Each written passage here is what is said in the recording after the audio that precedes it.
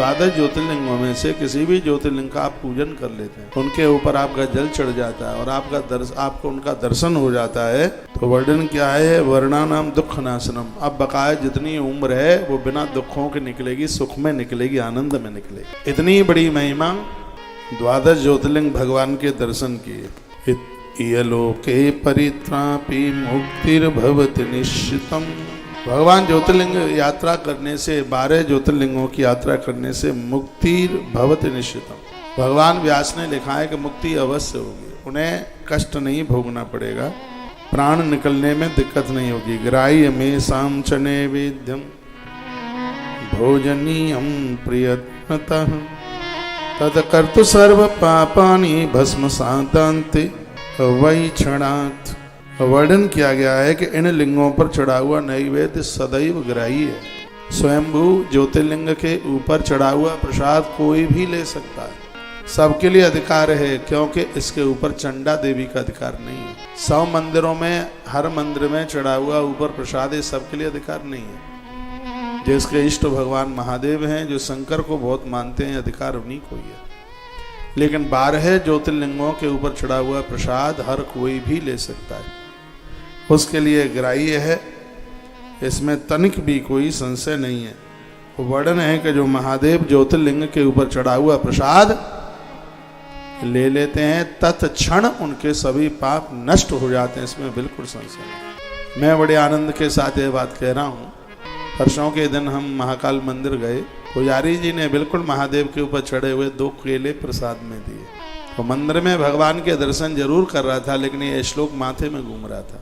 जब भी आप महादेव के मंदिर में जाएंगे, ज्योतिर्लिंग मंदिर में आप दर्शन को पहुंचेंगे और पुजारी जी देंगे आपको प्रसाद, इस पांडाल की कही गई ये कथा आपके दिमाग में उस समय जरूर आ जाएगी। प्रसाद मंदिर से मिलता है, फ्रिज के ऊपर मत डाल दिया करो। तो जब मंदिर से आपको प्रसाद मिलता है तो उसको लाके वही मन छोड़ दीजिए। प्रसादम सर्व दुखानां, प्रसाद संपूर्ण दुखों का नाश करता है।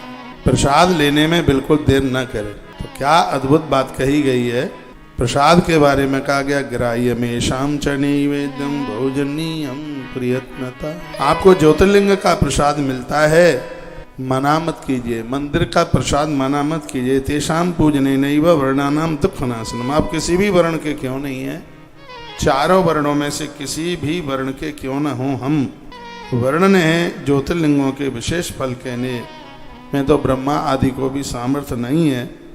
फिर भी कहा जाता है कि इस धरती पर पापों को समाप्त करने में, नष्ट करने में ज्योतिर्लिंगों से बढ़कर के कुछ भी नहीं। इसलिए मनुष्य जीवन मिला है, 12 ज्योतिर्लिंगों का दर्शन कीजिए। और यही आप 11 बार कर लें फिर तो बहुत बड़ी बात हो जाएगी। 12 ज्योतिर्लिंगों का दर्शन 11 बार हो जाए, 11 बार हो जाए। और भैया 11 बार ना हो पावे तो कम से कम 1 बार तो हो ही जाए।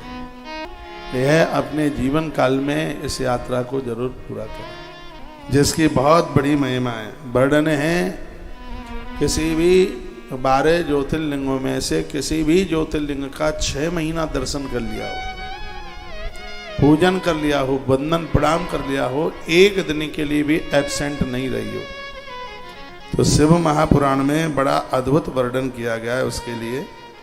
वो कहते हैं कि यदि 6 महीना यदि शिवलिंग का दर्शन किसी ने भी, स्त्री पुरुष कोई भी हो, यदि तत्कर्तु सर्व पापानि भस्म साध्यांत वैक्षणात्, उसके संपूर्ण पाप तो जले ही जाएंगे।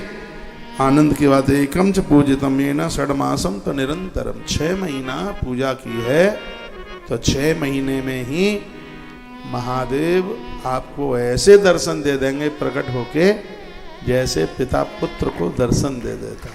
ताली कुछ ज्यादा तो नहीं बज गई आज सोमवार को, मुझे पता है हमें व्रत होगा, लेकिन कूटू और सिंगाड़ा खाने में भी कमी नहीं छोड़ी होगी। आलू के साग का तो कटोरा भर के पी गए हो।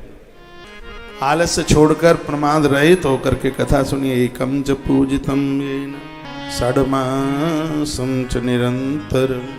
यदि किसी ने 6 महीना लग करके एब्सेंट नहीं होने दी हो, किसी भी ज्योतिर्लिंग का दर्शन कर लिया, तस दुखम न जाए, तो उसको जीवन में किसी भी प्रकार का दुख नहीं रहेगा। मात्र को अच्छी समुद्भव, जन्म लेने मरने के लिए वो किसी की कोख में नहीं जाएगा, तो एक लंबे समय के लिए भगवान का पार्षद बनकर जीवन जिए।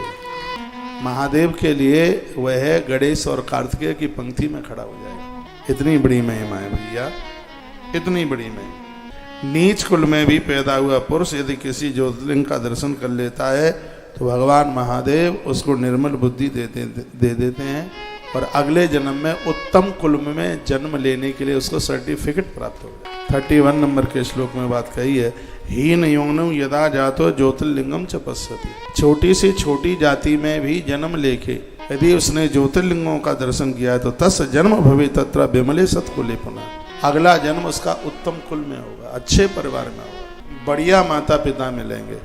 इसलिए जितने भी भाई बहन युवा वर्ग मुझे सुन पा रहा है, अपने आप को गिरवी रख करके भी माता पिता को 12 ज्योतिर्लिंग यात्रा करा सके तो करा देना, उसमें चूकना मत। हम सनातनीय लोगों के लिए सबसे बड़ी यात्रा है।